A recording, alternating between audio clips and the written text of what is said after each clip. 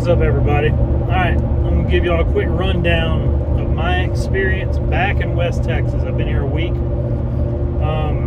Give you a little history. I joined the pipeline back in 2018 as a labor hand, and then moved my way up to an operator position pretty quick, like in 3 or 4 months. I kind of faked it till I made it kind of thing. Like, I finished one job, went to another company, said I was an operator. I really wasn't, but I did have a little bit of seat time. It's not what I recommend, but it's what I did. And it turns out I joined a company that was a little bit more laid back than the typical pipeline. So we weren't digging hotlines and stuff like that, dangerous stuff. It worked out perfectly. So that way, I was with that company for several more months, and I learned how to be a proper operator. Then I worked a couple more companies throughout the year and made some good money, got some good experience, and then I went home to try to save a marriage.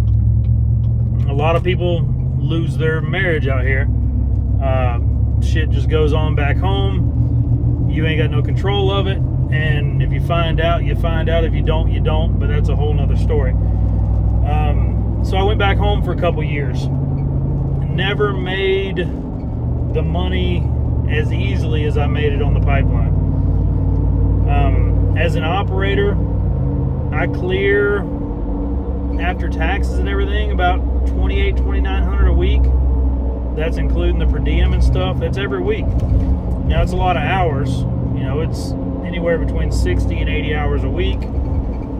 But even as a labor hand, I was making, $1,600-$1,700 a week with the per diem and stuff. For those of you that don't know what per diem is, that's basically they give you tax-free money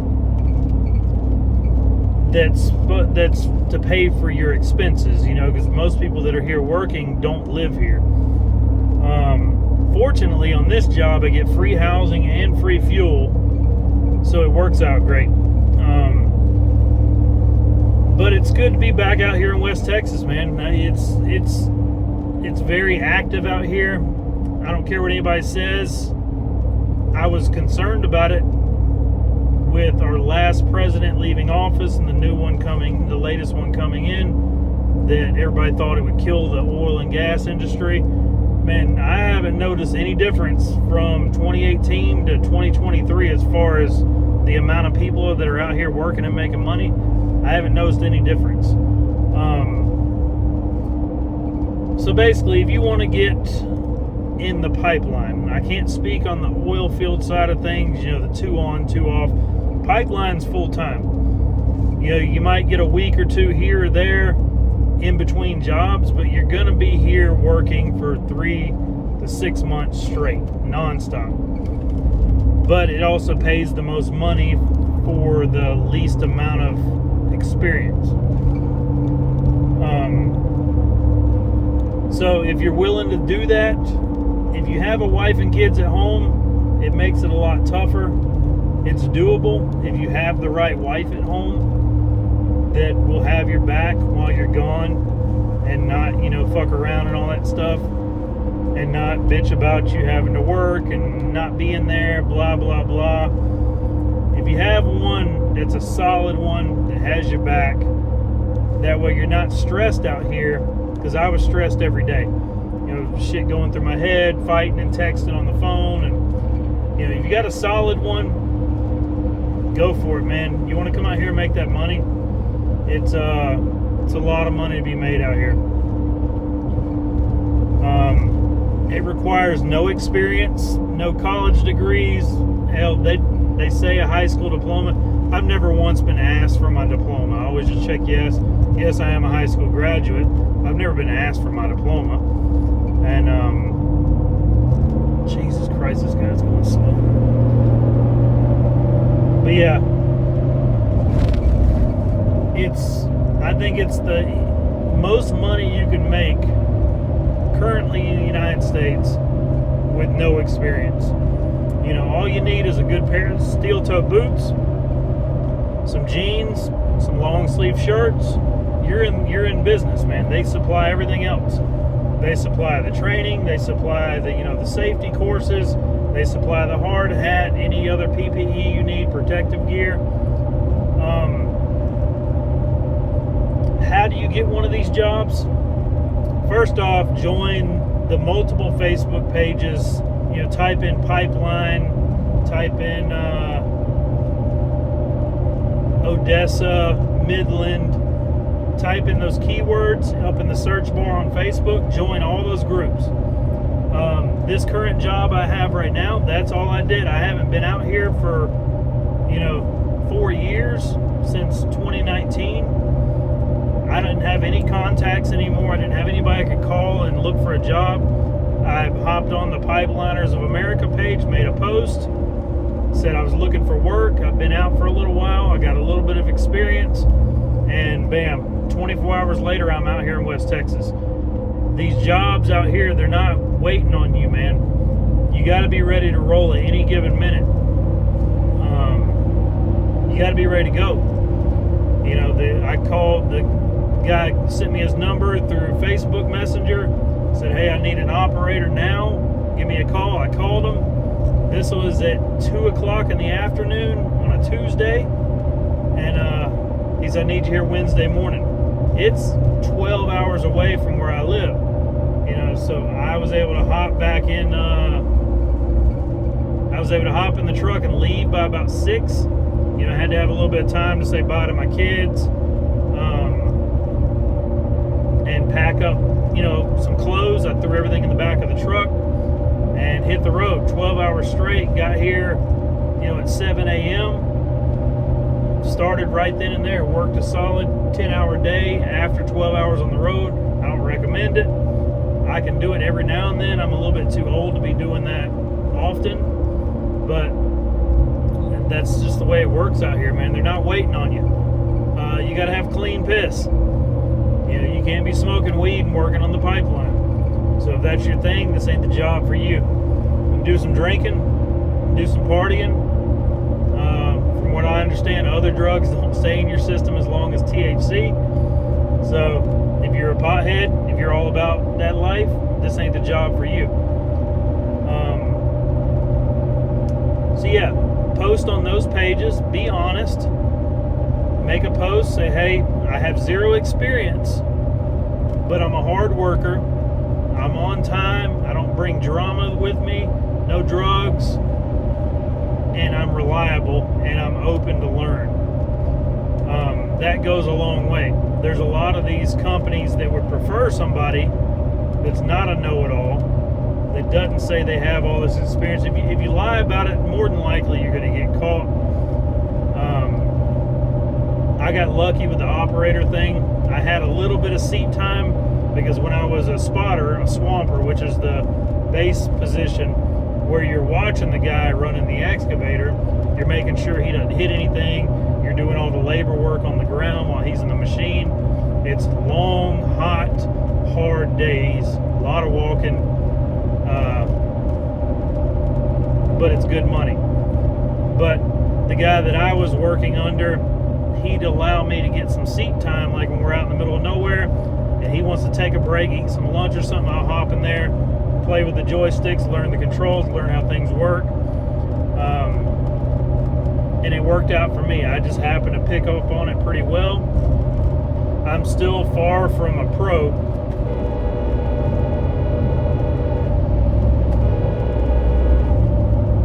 Some bitch came over in my lane, big ass 18-wheeler. But yeah, I'm far from a pro, but I'm proficient. I get the job done. I get it done safely, and my boss is happy. So, yeah. Make a post on those pages, and then also, if that doesn't work out within a week or two, if somebody doesn't hit you up and offer you a job, if you can take the time to come out here, you're gonna get a job. So if you're willing to take that risk, I don't care where you are in the United States, I made a video like this years ago, and it got like 10 million views. I got messages from, I'd say, 100 different guys over the past 3 years that took my advice. They took what little they had. Some of them had $200-300. Some of them had $1,000. They hopped in the truck, sometimes them and their buddy, and they would, hop in their truck and take off to West Texas with no secure job whatsoever. And they followed my advice, and they got jobs. And I hear from them a year, 2 years, 3 years later, and they're telling me, man, thank you for pushing me to take that risk. Now they're making, $150,000 a year out here in West Texas. But they took that risk. Once you get out here, let's say you do that. Let's say you hop in your truck, you got $1,000 in your pocket. You hit the road, you got some blue jeans, some steel-toed boots. Clean yourself up, look presentable. Don't be all ghetto. Don't have your pants hanging off your ass. Don't try and look tough. Don't talk like you're from the ghetto or anything like that. Talk like you got some sense. And then walk up. You got to get up early. These jobs, there ain't no sleeping in out here, man. I'm up at 4:30 every morning. I'm out the door by 5:30. My job site's an hour away from my house where I stay. Everybody up here is starting work before the sun comes up. So if you're not a morning person, that ain't gonna work out here. So let's say you drive out here in your truck and you sleep in your truck the first night, or you get a hotel if you got the money. I can sleep in my truck without even thinking twice, man. Like I've got a pillow and blanket back there right now. Like if I have to pull over somewhere and go to sleep, no problem. I've done it many times. Doesn't bother me in the least little bit. I got a toothbrush with me. I'll stop at the truck stop, brush my teeth, keep on rolling. But the next morning, make sure you're presentable, make sure you look decent, and go to these big gas stations. Go to the big, gas stations where you see a lot of company trucks, where you see a lot of welding trucks, stuff like that.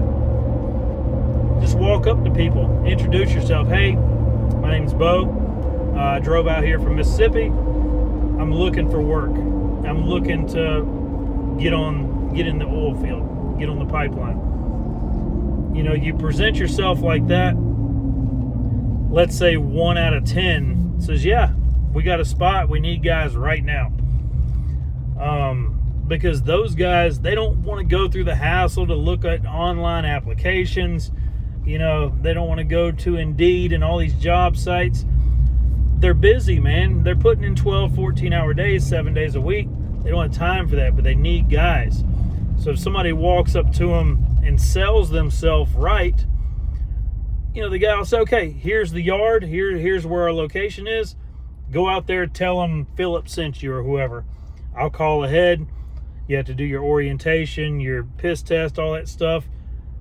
We need people. And you're on. Let's say, if it doesn't happen in the first day, it's going to happen. It's inevitable to happen if you present yourself the right way. Like I said, if you look sketchy, if you look like you're on dope, if you overdo it, if you bother people, if you walk up to somebody and you say, hey, my name's Bo, came out here from Mississippi looking for work in the oil field. And he's like, man, we ain't got nobody. Appreciate it. Just, okay, thank you, sir. Appreciate your time. Walk away. Don't push it. You'll run into the right one. When you walk up to these welders, you'll see these nice welding trucks like these Super Duties and Duramaxes with the welding beds on the back. They need helpers. That's the version of when I'm an operator, I have a swamper, a spotter. Welders have helpers. That's what they call the position. They make about the same amount of money as a swamper, but you're helping a welder. They have to have one. You can't weld on the pipeline without a helper. They don't pay the helper. The company pays them. It's just part of the package deal. Walk up to them.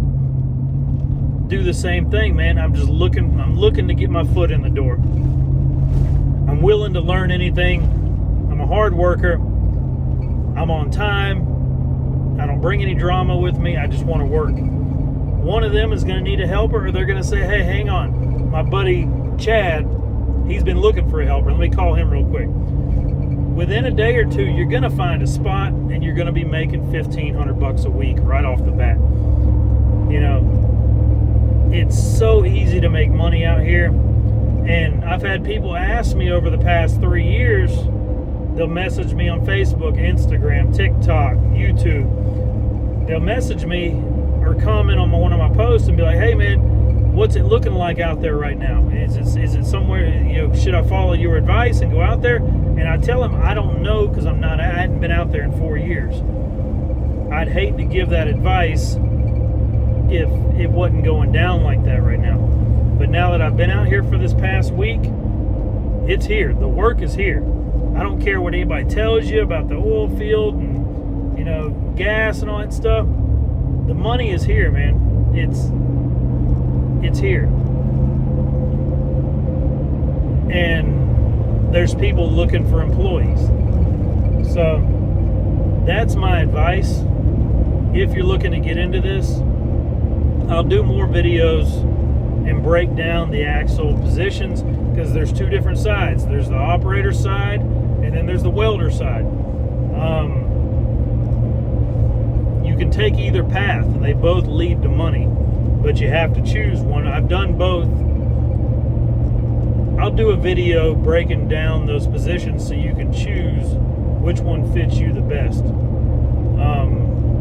And I'll give you a breakdown on, once you do get hired on, what's the best way to keep your job and to impress your boss and get the next job. Because once one pipeline job is done, like we're doing 25 miles right now, it's supposed to be done in another week or two. If I don't do my job that well and I don't impress my boss, he doesn't call me back for the next job. So it's not a guaranteed stay. You know, you have to put in the work to get the next job. So I'll give you a breakdown on the things to do and the things not to do, because I have been fired from jobs because I did the wrong things. And I'm going to tell you why. I'm going to tell you how I fucked up some good jobs for some good companies out here because of certain things I was doing that I wasn't supposed to do. So I'll tell you those things, and you'll know what not to do based on me losing good jobs. I don't do those things anymore. So, yeah. Yo, hit me up. Any questions, put them in the comments, and I'll get back to them and answer them as well as I can. Appreciate y'all tuning in, and we'll catch you next time.